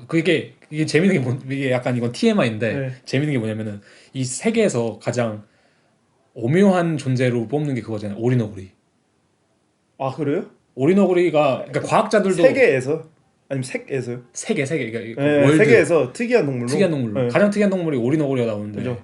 과학자들도 이 오리너구리가 왜 존재하는지 모르겠다 아니면 어디서 하는지 모르겠다 말하잖아요. 네. 뭐 입은 오리고 뭐 여기는 그죠, 오리고 되게 뭐 특이해. 괄키는 그거 뭐 약간 뭐라고 하지? 괄키가 있고 이렇게. 맞아요. 근데 가장 특이한 게 오리너구리도 생체 형광인데요. 아 진짜로요? 그래서 왜 있냐 얘는 약간 이런 식으로 된다고. 걔는 근데 심해에 사는 애도 아닌데. 그러니까 가장 특이한 동물. 늪지에 사는 애로 알고 있거든요. 그래서 가장 특이한 동물인 거예요. 진짜 특이하네. 네. 아무튼간에. 그리고 이제 그 전시를 들어갔을 때 제가 느꼈던 게 추워요. 일부러. 네, 추웠어요. 그리고 약간의 그 냄새도 나거든요. 네. 그것도 나중에 찾아보니까 실제로 번역서 의도해서 냄새를 깔아놓은 건데 약간 축축한 냄새가 나거든요. 음습하다고 해야 되나? 굳이 표현을 하자면. 근데 확실히 사진을 보시면 간단하게 좀 이해가 될 것 같아요. 네, 제가 이것들을 이제 구석구석 설명하려고 하니까 조금 이제 복잡해 보이는 거지. 실제로 사진을 딱 보면은 그냥 이제 울타리, 대왕 오징어, 빙산 뭐야? 그렇죠. 약간 처량하게 놓여있는 대왕 오징어가 있죠. 제가 이제 이 작업을 얘기하면서 처음으로 먼저 언급을 드리고 싶은 게 그 조사를 하면서 찾아봤었을 때 이제 수잔나 페퍼라고 그 이 MM카의 이제 큐레이팅을 담당하는 큐레이터와 그렇죠. 그리고 이제 버니로스가 인터뷰를 하는데 수잔나 페퍼가 보로메오 고리라는 걸 언급하거든요. 제가 이제 그래서 보로메오 고리를 찾아봤는데 보로메오 고리가 이제 르네상스 시대 보로메오라는 가문이 이 문장에서 이 상징물을 차용해서 나온 이름이 유래돼 있거든요. 네네. 말이 좀 꼬였는데 그러니까 가문의 약간 심볼이죠. 네, 심볼로서 이제 사용된 건데 이게 이제 이미지를 직접 제가 또 올리고 여러분들이 봐야 좀 이해가 될 텐데 딱 보면은 세 개의 고리가 연결되어 있는 것처럼 보여요. 네, 약간 그렇게 보이네요. 네. 근데 이거를 이제 독립적으로 고리 하나나 두 개로 봤을 때는 이게 연결이 안 돼 있거든요. 그러네. 두 개는 연결이 안 돼 있네. 네. 근데 이제 이게 세 개로만 묶여 있었을 때 뭔가 묶여 있는 것처럼, 그러니까 세 개가 유기적으로 합쳐져 있는 것처럼 딱 보이는데, 그러니까 그런 거죠. 이게 독립적이거나 두 개의 쌍으로 있을 때는 그것이 연결이 안 됐지만 세 개로 있을 때 완전 그 하나로 통일된 듯한 느낌이 약간 연결돼 있고. 네. 근데 이 고리를 저희가 버니로즈 소개할 때 딱 이야기했던 자크라캉이랑 또 연결이 돼요. 네. 자크라캉이 이제 실제로 이 고리를 차용을 해서 자신의 그 상상계, 상징계, 그 실제계를 이야기하는데, 우리의 인간의 주체로서 이 세상에 살아가는데 사실 단일적인 상상계만 보고 살아가는 게 아니라 이 세 개가 합쳐져 있는 세상을 통해 세상을 바라보잖아요, 저희가. 점점 혼재돼 있죠. 네. 그리고 이것이 바로 이제 고리로 표현을 해서 라캉이 말하기를 이 고리 중에 하나라도 부재할 시 이 나머지 고리가 연결이 되지 않는 것처럼, 그렇죠. 이 상상계, 상징계 그리고 실제계가 하나라도 부재할 시에 우리가 알고 있는, 인간으로서 알고 있는 이 세계가 무너질 수도 있다. 맞아요. 근데 많은 철학적 개념들이 사실 그렇잖아요. 많은 철학적 개념들이 그 세 개의 쌍을 쓰는 것도 많지만 그 세 개의 쌍을 쓸 때 중요한 그 개념이 그거거든요. 이것이 하나의 요소가 뭐 존재하는 게 아니라 우리 국가 체계도 약간 그런 거 있잖아요. 상권 물리처럼. 근데 그게 중요한 게 뭐냐면은 이것들이 하나하나의 역할이 있다도 중요한 거지만 맞아. 그것들이 서로가 상호작용한다는 게 중요하거든요. 하나가 없으면 나머지가 돌아갈 수 없는. 근데 이런 고리라든지 자크라캉의 실제계, 뭐 상징계, 상상계도 딱 그런 거죠. 그죠. 네. 그래서 이제 라캉이 이제 정신분석 측면에서 봤을 때 그 고리 중에 하나라도 부재할 시에 그 고리를 연결해서 세계를 어떻게든 복구하려고 노력한다는 게 약간 일종의 망상 그리고 환각 그리고 약간 정신 분열을 약간 그런 식으로 해석했거든요. 네. 자기 스스로가 고리 하나가 빠졌으니까 이 고리를 채우려고 계속 그거를 혼자 상상하게 되는 거죠. 고리가 하나가 없다면 정상적으로 기능할 수 없죠. 네. 그래서 이 이론들이 보시면 사실 종교에서 좀 많이 쓰이는데 네. 그 동양에서도 천지인이라는 게 있잖아요. 천지인 사상이라서 하늘과 땅과 인간은 하나다. 이것들의 하나라도 부재할 시에 세계는 존재하지 않고 그리고 기독교에서의 이제 트리니티 삼위일체도 보면 성부, 성자, 성령이 각각의 고유한 존재이긴 하지만 이 세 개가 함께 있을 때 그 신이라는 개념이 탄생하거든요. 그렇죠. 그리고 이제 힌두교에서도 보니까 사트, 치트, 아난다라는 개념이 있더라고. 그러니까 왜 이렇게 인간은 아니면 우리의 세계는 이 3이라는 숫자 이렇게 연관돼 있을까요? 제가 뭐 이걸 생각했을 때 사실 은하라는 것도 그렇고 네. 뭐죠? 월화수목 금토일도 7개잖아요. 네. 근데 이제 그런 걸 제가 생각했을 때 7개가 완전한 숫자가 아닐까라는 생각도 했는데 왜 하필 3일까라는 생각을 했을 때 답이 안 나요, 솔직히 말하면. 그러니까 저도 이 저도 다음 생이 있다면은 전 태어나자마자 네. 어머니한테 말씀드릴 겁니다. 어머니 저는 남은 인생을 석삼에 한 8살쯤에 이제 어머니한테 네. 가서 남은 인생을 3을 공부하는데 할애하겠습니다. 네. 그것에 뭔가 중요한 이유가 있을 것 같습니다. 근데 이거는 그럴 수도 있어요, 오편 씨. 이거는 3은 사실 중요한 숫자가 아니에요. 네. 저희가 모티브를 이렇게 3으로 삼았기 때문에 그런 거예요. 사실 종교에서 그렇게 말하니까 이게 1000년, 2000년 되니까 그럴듯한 설득법이 있는 거지. 그렇죠. 그러니까 뭐 아까 뭐 신호등이 3개인 것도 제일 효율적이잖아요. 그쵸. 실제로 인간이 커뮤니케이션을 할 때 제일 안 어색한 경우가 3명이 모였을 때거든요. 네. 2명이 있으면은 끊임없이 얘기해야 되고 4명이 모여 있으면 둘둘로 짝지어서 갈라질 수가 있고 5명이 모여 있으면 둘둘로 짝지었을 때 한 명이 남고 그렇죠. 그런 식으로. 그리고 뭐 그거 뭐죠? 티키타카. 아 이게 맞아. 바르셀로나 네. 그 메시 있는 팀. 네. 거기 이제 전술 중 한 티키타카 뭐 이런 말 많이 하잖아요. 네. 근데 거기서도 가장 중요한 게 그 삼각형을 형성하는 게 되게 중요해요. 거기. 그런 식으로 이렇게 3으로 해서 공을 계속 이제 보내는 건가요? 네, 그렇죠. 그리고 뭐 우리가 막 보면은 트리오 뭐 네. 역사적으로 봤을 때도 마이클 조던 같은 것도 그죠. 마이클 조던, 피펜, 로드맨 이런 식으로 그죠. 3으로 구성된 팀이 되게 많고 재즈에서도 트리오가 약간 기본으로 알고 있거든요. 그렇죠. 네, 두 트리오 명이서는 거의 안 하는 것 같아요. 2명이서는 거의 못 봤던 것 같아요. 그렇죠.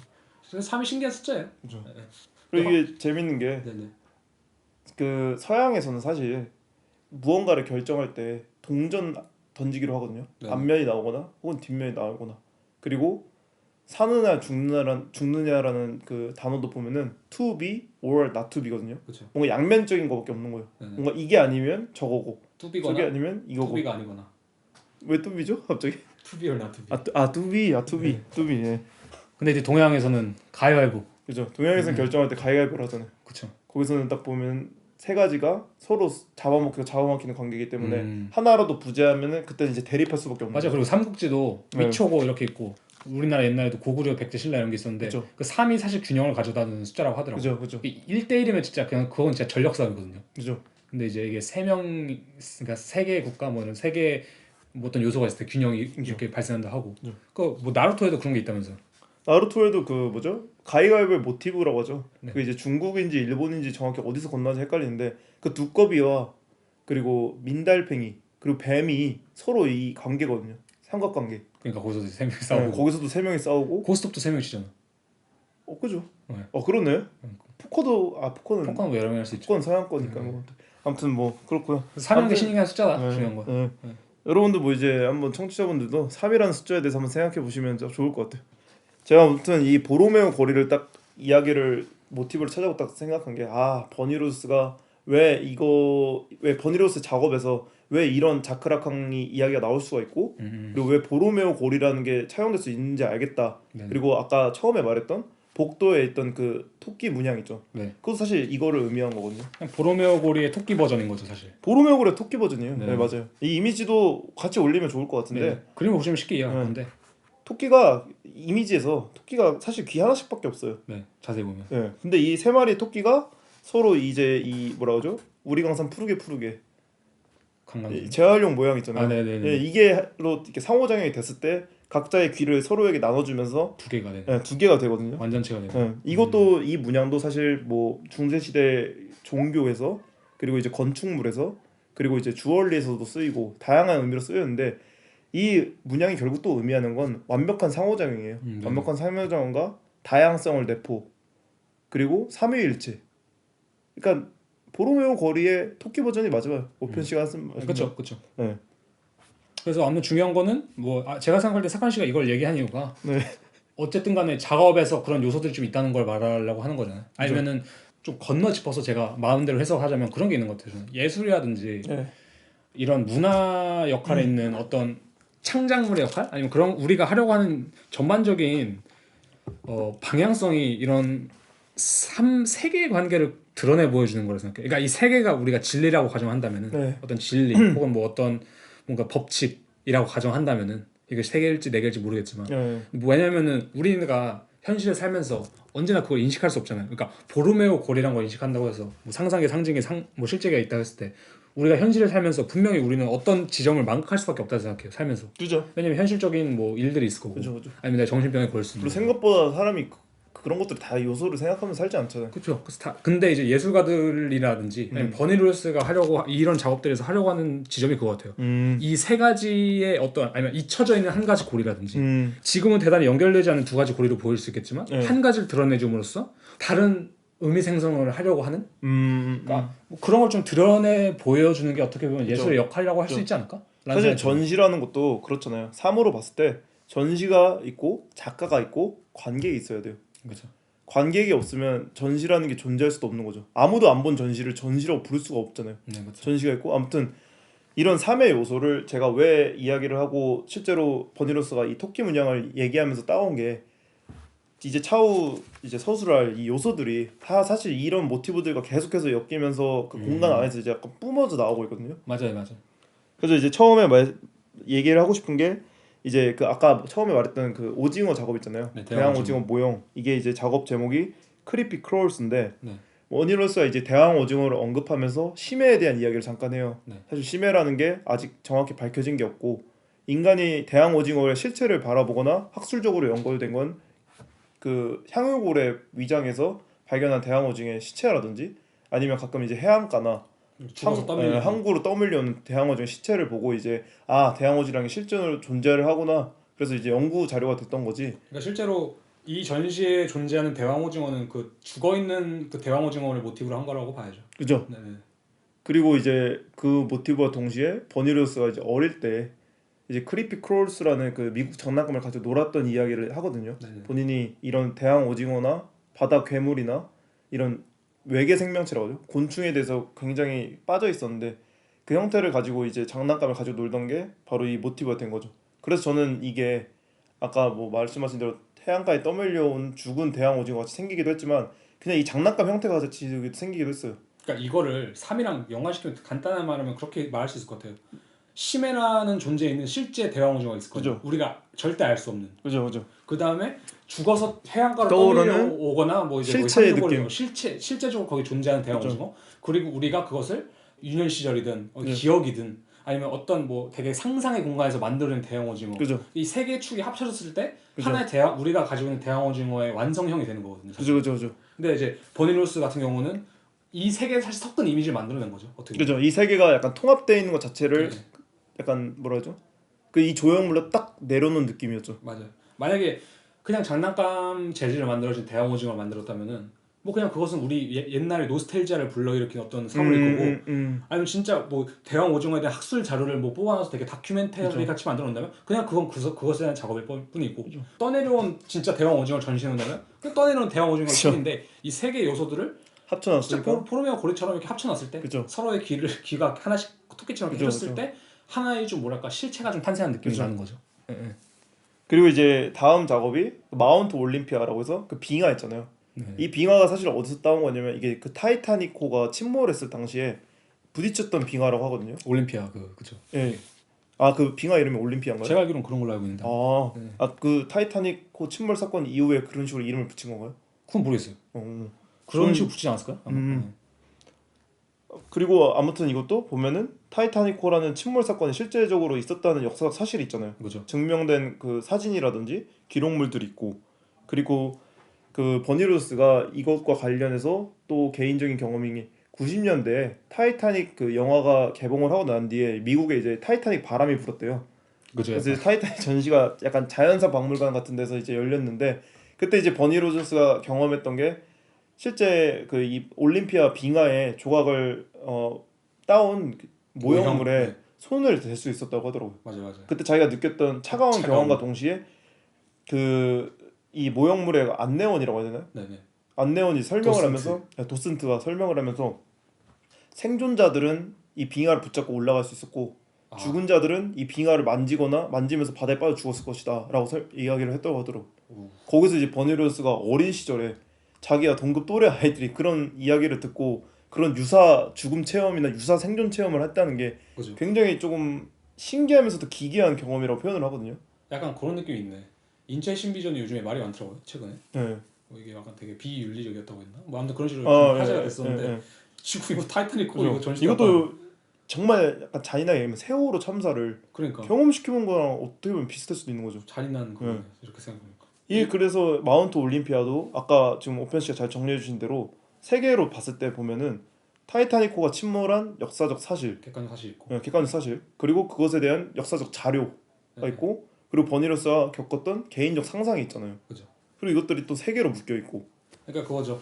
그러니까 이것은 사실 타이타닉이 중요한 거라기보다는 제가 생각에는 빙하라는 거 자체가 중요한 것 같아요. 그러니까 빙하도 우리가 존재하지만 되게 알 수가 없잖아요. 빙하의 빙산의 일각, 빙산의 일각이라고 하는 것처럼 우리가 그 부분도 알 수 없고 빙산이라는 것 자체도 되게 미스테리한 거잖아요. 우리가 그죠. 실제로 보기 힘든 거고. 그죠. 그럼에도 불구하고 우리가 그것을 어떤 뭐 상상하거나 버니로스 같은 경우는 그걸 그죠. 실제로 만져보기도 했고. 그죠. 이제 그런 것을 자신의 자국에 옮겨놓은 그 형상이라든가. 그래서 그 레이어가 또 만들어서 합쳐서 나온 형상이 이 작업이잖아요. 그쵸. 보시면은 실제로 그 전시가 오픈하고 나서 초기 한 동안은 실제로 관람객들이 그 빙하를 이렇게 손을 대볼 수 있다고 하더라고요. 제가 갔을 땐 조금 늦어서 직접 그 체험을 하진 못했는데 그때 당시 제가 봤을 때 빙하에 실제로 손바닥 자국들이 이렇게 남겨져 있더라고요. 그리고 그 저도 인터뷰를 잠시 읽어봤을 때 그런 말을 하더라고요. 이거를 되게 이미지화 시키고 싶다고 말하더라고요, 버니로스가. 실제로 사진을 보시면 알겠지만 그게 3D 조형물이잖아 사실. 예. 그럼에도 불구하고 어떤 특정 사진 같은 경우 되게 그냥 뭐랄까 거의 그림 같을 정도로 평평해 보이거든요. 약간 디오라마 시킨 걸 수도 있고. 디오라마 시킨 거죠. 그냥 이미지로서. 그래서 되게 재밌게 좀 잘 표현한 것 같고. 그 다음에 또 재밌는 게 아까 그 불이 있었다고 했잖아요. 신박드에 나오는 가짜 불. 인터뷰에서도 버니로스가 언급한 건데 얼음을 방금 죽음이랑 비유하셨잖아요. 단테가 이제 지옥을 이렇게 탐방하잖아요. 탐방. 거기서 7번째 지옥이었나? 인페르노 7번째 지옥이 얼음 지옥이라고 하더라고요. 버니로스는 약간 그런 지점도 좀 차용한 것 같아요. 그러니까 빙산이 가지고 있는 예를 들어서 오징어가 가지고 있던 레퍼런스가 심해였다면은 빙산이 가지고 있던 레퍼런스 여기서는 약간 그 지옥이 아닐까? 그 죽음에 대한 아까 이게 죽음 생존 약간 그게 빙산의 밑부분일 수도 있고. 그러니까 타이탄이 부딪힌 게 밑부분이에요 사실. 보이지 않는 것과 부딪혔기 때문에. 그러니까 처음에 사고가 난 지점이 선체 뭐라죠? 하부분이라고 하더라고요. 그게 이제 빙하 안 보이는 부분이랑 부딪힌 거죠. 그렇게 해서 난 사고죠. 그런 것도 생각해보면 겹치는 부분이 좀 있네요. 그래서 확실히 좀 그런 부분도 있는 것 같아요. 그러니까 진짜 약간 여기까지만 해서 잠깐 정리해보자 그런 느낌인 것 같아. 우리가 절대 알 수 없는 것, 그러니까 인간의 지식으로 절대 알 수 없는 것을 하나의 축으로 놓고 그냥 우리가 인간으로서 알 수 있는 것들, 그리고 우리가 그것을 상상으로 풀어낸 것들, 이렇게 세 개를 딱 조합해놓은 작업들을 해놓은 것 같아요.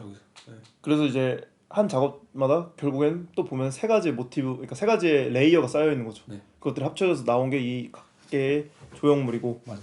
그리고 이제 또 보면은 울타리가 있었다고 했잖아요. 네, 울타리도 이제 버니로스가 모티브를 따온 게 그 본인이 한 학기 동안 재직을 하면서 본 슈테델 슐레에 울타리를 따왔다고 하더라고요. 네네. 그리고 이제 거기에 작업물을 보면은 울타리에도 나비와 뱀 모형이 딱 이렇게 주조가 돼 있어요. 그것도 이제 우로보로스라는 또 마크가 있더라고요. 우로보로스 되게 많이 들어. 이 게임에도 많이 나오던데 우로보로스. 게임에도 엄청 많이 나오죠.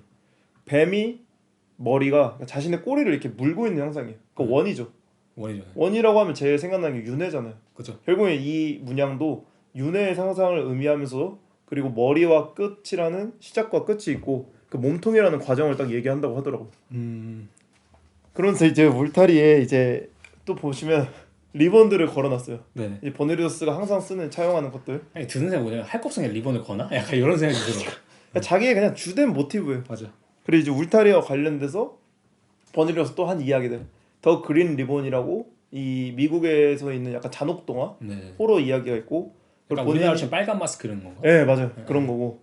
버니리우스가 이제 어릴 때부터 조금 중독적으로 찾아봤던 이제 끔찍한 사건들. 네. 그리고 그 끔찍한 사건들을 통해서 자기가 유추한 상상들 있잖아요. 그러니까 끔찍한 사건들이 약간 울타리에 목이 찔려 죽은 사람 이미지 같은 거. 네 그런 거. 거죠. 그런 거랑 그 이런 것 때문에 자기가 어렸을 때 좀 물어보고 다녔대요 사람들한테. 뭐라고? 너는 목이 잘리는 게 좋아? 참수가 나을 것 같아? 상반신 하반신이 분리되는 게 나을 것 같아? 이상하네요. 근데. 그러니까 이런 식으로 그런 끔찍한 상상과 그러니까 자신의 상상과 이 울타리라는 그 끝에 뾰족한 요소 있잖아요. 그렇죠. 그런 것들을 이제 조합을 해서 또 나온 작업이 바로 이 작업인 거죠. 근데 재밌는 게 이 울타리가 빙하와 그리고 이 오징어를 이렇게 둘러싸고 있는 거죠. 형태가. 그때 아까 오펜 씨가 말했던 그 자연사 박물관이랑 비슷한 걸 수도 있고. 그렇죠. 저도 자연사 박물관이 되게 중요한 핀트라고 생각하는 게 이 대왕 오징어, 뭐 울타리, 그다음에 이 빙산, 뭐 이거 타이타닉호 같은 거 이런 레퍼런스를 하나에 묶어주는 그 미학 약간 자연사 박물관 같아요. 왜냐면 자연사 박물관이라는 곳이 사실 그런 거잖아요. 약간 그러니까 알 수 없는 것들에 대한 그러니까 공룡들도 있을 수도 있고 알 수 없는 것들에 대한 인간들의 지식을 상상적으로 풀어낸 곳. 그죠. 경험도 할 수 있게 해주고. 그죠. 왜냐면 버니루스 인터뷰에서 그런 언급을 많이 하더라고요. 그 당시 약간 자연사 박물관의 트렌드들이 그 인터랙티브한 거였대요. 아 체험 공간. 체험 공간 같은 거. 예를 들면 그런 거 있을 수 있을 것 같아요. 대왕 오징어 전에 있었다면은 그런 거 있잖아요. 최근에 워크숍 같은 거에서 대왕 오징어를 한번 만들어 봅시다. 워크숍. 그죠. 그런 것도 하고. 그런 것처럼 약간 그런 것들이 많았던 것 같아요. 그런 경험이 딱 이 이미지랑 저는 제가 그 부분 자연사 박물관에서 생각을 못했었는데 자연사 박물관을 생각하니까 깔끔하게 딱 이미지가 겹쳐지더라고. 그죠. 그 버니로서 표현하고자 했던 그 레이어들이 겹쳐지는 것이 자연사 박물관에 어울리고 그리고 자연사 박물관 실제 생물들도 보면은 박제된 거잖아요. 다 박제됐지. 살아있는 생물이 아니라. 살아있죠. 그리고 이 오징어도 그렇고 빙하도 그렇고 약간 박제된 느낌이 있거든요. 근데 분명한 거는 그런 거죠. 실제 오징어는 무엇을 부재하고 있냐면 상상을 부재하고 있고. 그죠. 예를 들자면은 그죠. 자연사 박물관 오징어는 그러니까 실제를 부재하고 있잖아. 그죠. 버니롤스는 나는 무엇도 부재하게 하기 싫다. 완성된 자연사 박물관이랄까 약간? 고로 욕심쟁이다. 욕심쟁이다. 욕심쟁이. 그래서 실제로 가보실 때 어떠셨어요? 저는 안 가봤으니까 모르겠는데.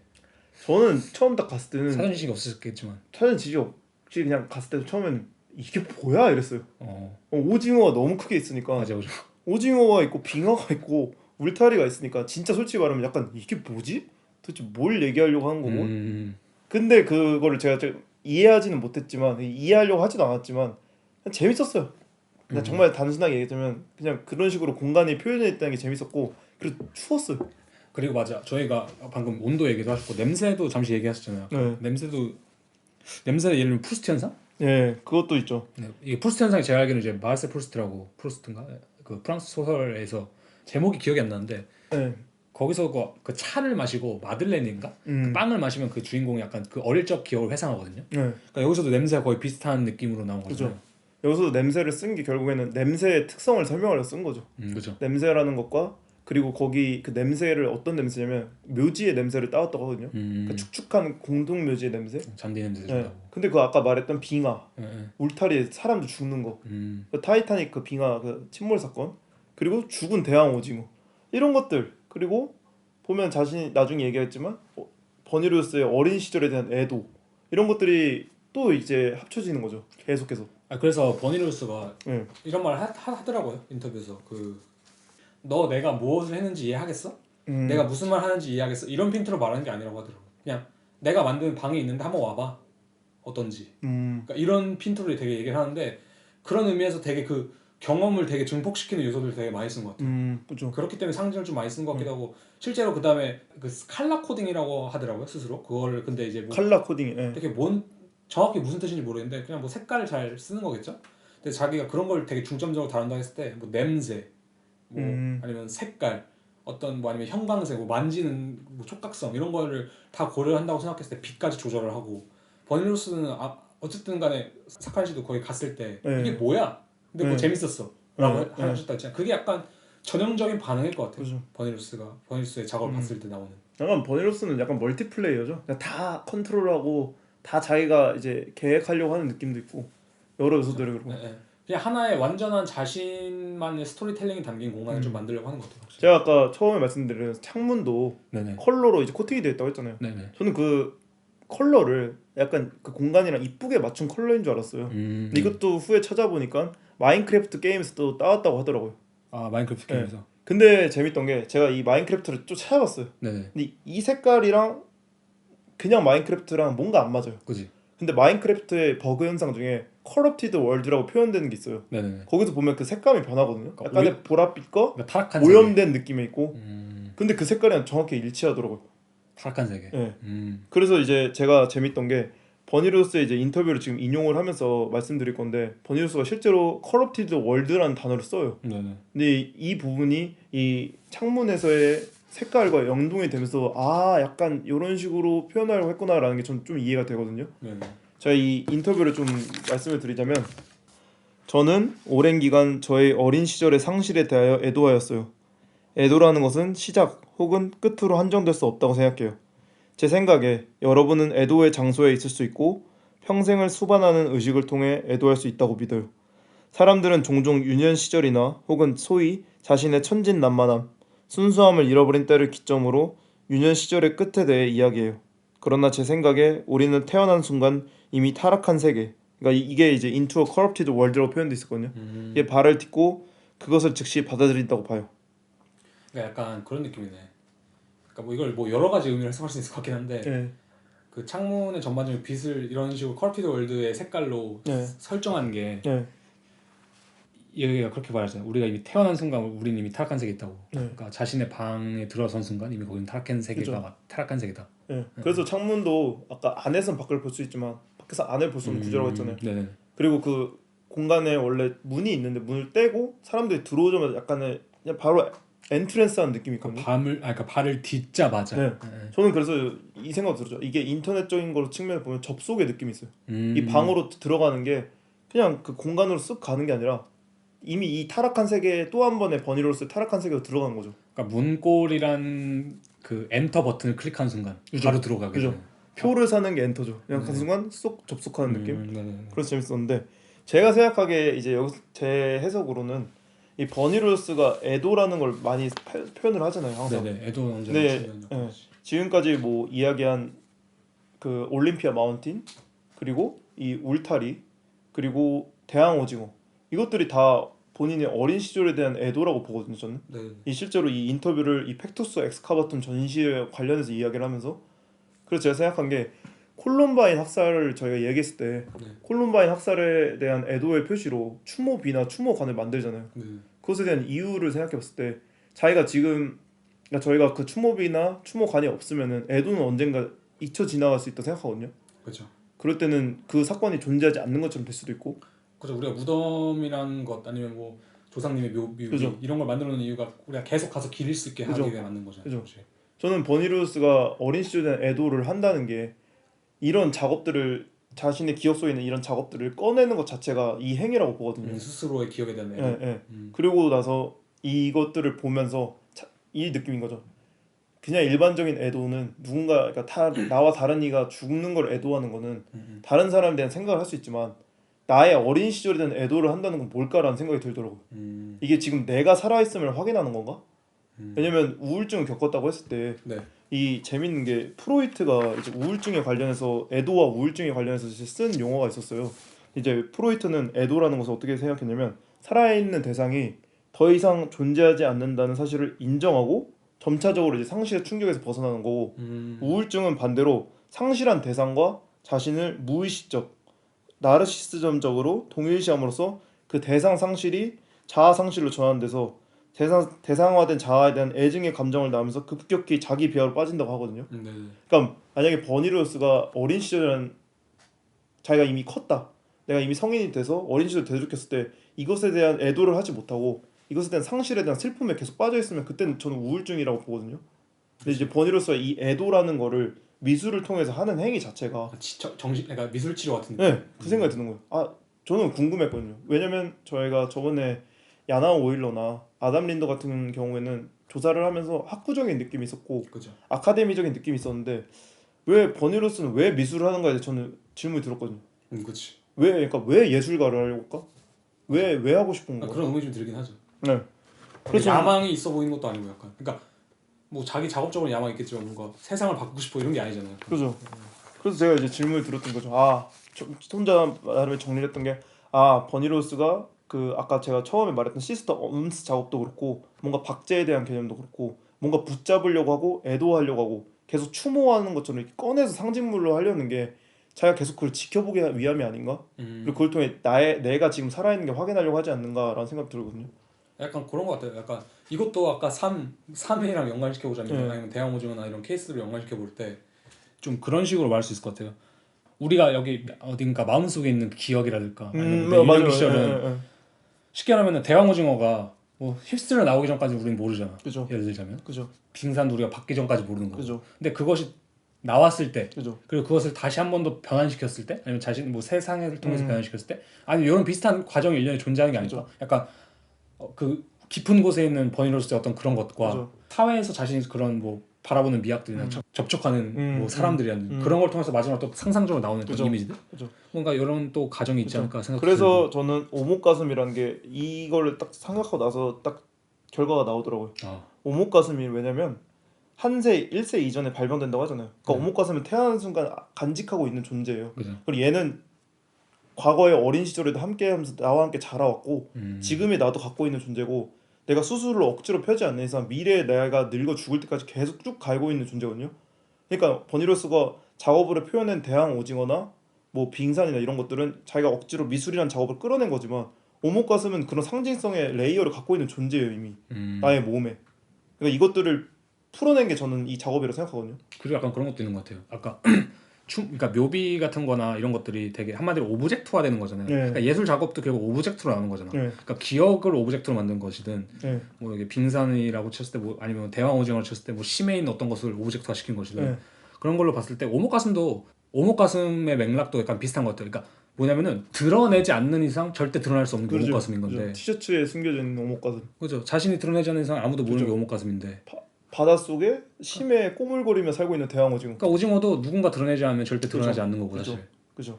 그런 비슷한 좀 맥락이지 않을까요? 어떻게 보면 이 전시 자체가 드러나 있지 않은 것들을 드러내려고 하는. 그것들이 되게 재밌는 요소인 것 같아. 여기서도 뭐 굳이 말하면 오밍아웃을 한 게 아닐까 자기가. 내가 오목가슴을 드러내겠다 하면서 대왕 오징어 같이 하고. 이게 이제 저한테 영향 준 게 저의 고리를 뭔가 갑자기 채워준 느낌. 나 오목가슴 갖고 있었지 맞아. 나도 입고 있었는데 종종 있거든요. 내가 오목가슴 갖고 있던 거예요. 그걸 이제 버니로스 이 전시로 채워준 느낌. 그러니까 모든 오목가슴이니요 일어나라 이런 느낌으로. 그래서 이제 제가 좀 정리를 하자면 제 생각에 이건 서사적이나 공간적으로 레이어가 너무 많이 겹쳐져 있는 전시고 그리고 이게 버니로저스가 인터넷과 함께 자라온 세대이기 때문에 가능하다고 생각하거든요. 버니로저스가 이제 인터넷 공간 자체가 공시적이잖아요. 모든 사건이나 모든 오브젝트나 모든 어떤 상황들이 한 번에 싹 벌어지는 느낌? 그래서 이런 작업이 나올 수 있지 않았나 생각하고 그리고 저는 생각하는 게 이런 작업이 되게 재밌다고 그러니까 버니로저스가 잘한다고 해야 될까? 그런 지점이 뭐냐면은 이런 되게 미지의 것들을 많이 다룬다 생각하거든요. 그러니까 뭐 죽음이든 심해든 뭐든 간에 밝혀지지 않은 것들이잖아요. 근데 그런 것들을 풀어내는 소재들이 너무 재밌다는 생각이 들어요. 개인적인 스토리로 잘 끌어오는 거죠. 그러니까 누가 기억에 대해서 작업을 안 할 수 있고 누가 죽음에 대해서 작업을 안 하겠어. 누구든지 한 번씩 그런 생각을 할 거 아니에요. 근데 그런 것들을 누가 대왕 오징어를 풀 생각을 하고 뭐 누가 그걸 그냥 빙산이랑 아니면 빙산 앞에 대왕 오징어를 넣을 생각을 하고 아니면 그걸 누가 울타리를 만들 생각을 하겠어요. 근데 어쨌든 간에 이런 진짜 미지의 것들을 정말 자신만의 독특한 소재를 잘 풀어내는 것 같아요. 그게 좀 왜냐면 이미지적으로 봤을 때 재밌잖아요. 우선 빙산 앞에 놓여있는 야광의 대왕 오징어. 제가 생각엔 딱 한 문장으로 종결됐을 것 같아요. 헬퍼 보셨죠? 내가 너를 기억하마. 내가 나의 어린 시절을 기억하마. 약간 이런 느낌. 맞아. 그게 누가 하는 대사죠? 그게 이제 그 누구죠? 백서. 맞아. 홍동 백서가 죽이면서 하는 죽으면 거죠? 다이아몬드 생의 추모비가 생겨나잖아요. 맞아. 그걸 딱 보면서 이러잖아요. 이게 있는 걸 딱 보면서 내가 너를 기억하마. 좋은 말이네. 추모하고 애도한다는 게 그거거든요. 기억하기 위한. 저는 그 생각이 들더라고요. 저희가 지금 이 녹음하고 있는 것도 그거예요. 기억하는 거죠. 기억하기 위함이에요. 저희가 이것을 뭐 80년 뒤에 우연히 길 가다가 더듬이 딱 듣는 순간 더듬이? 라는 단어 자체가 이미 저희한테는 애도의 상징이 되는 거죠. 우리의 찬란했던 20, 30대요. 맞네. 확실히 무엇인가를 오브젝트화 시킨다는 것을 에도의 개념으로 바라보는 것도 재밌는 관점이에요. 추모비의 개념. 추모비의 개념으로. 그래서 제가 준비한 내용은 여기까지고 네. 뭐 사실 조금 더 얘기하고 싶은 내용이 있는데 이 부분까지 얘기하면 너무 길어질 것 같고. 그렇죠. 그러니까 이런 버니로스 작업의 특징이 뭐냐면은 네. 상징들도 되게 많이 쓰고. 네. 그러니까 저희가 말했지만 내가 무슨 이야기를 하는지 알겠어? 이런 느낌이 아니잖아요. 그렇죠. 그러니까 저희도 이걸 해석하는 입장에서 이걸 어디까지 우리가 나아가야 될까? 그러니까요. 그러니까 여기까지 나가면 적당할까? 아니면 여기까지 나가면 너무 과대 해석인가? 그죠. 라는 생각이 좀 많이 들더라고요. 그러니까 스탠스를 약간 영리하게 잡은 게 버니로스가 애매모호한 스탠스를 잡잖아요. 네. 그러니까 본인이 인터뷰를 할 때 저는 착하게 얘기를 했어요. 애가웃도 아니고 저는 너무 우울해요. 그렇죠. 저는 어린 시절에 애도하고 싶어요 이러잖아요. 근데 웃긴 게 뭐냐면은 저는 우울해요만 쓰는 게 아니라 뭐 어떻게 하냐면은 약간 이거를 섞어. 예를 들면은 그렇게 말했잖아요. 저는 상징이야 상상이야 이런 식으로 말할 수 있잖아. 솔직히 그 이론을 알면은. 근데 우리의 상상은 실제와 다르고 실제는 뭐 상징이 있죠. 라고 그런 식으로 하는데 얘기를 해요? 예, 그렇게 말해요.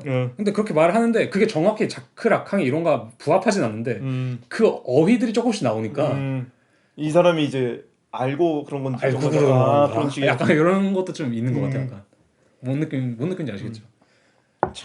근데 아무튼 그래서 팩투스 엑스카바톤 오목가슴. 네, 사칸 씨가 전시는 준비한 전시 여기까지 여기까지 하고 다음 전시인 이제 오편 씨가 준비한 카인드 킹덤. 네, 카인드 킹덤으로 돌아오겠습니다. 네, 감사합니다.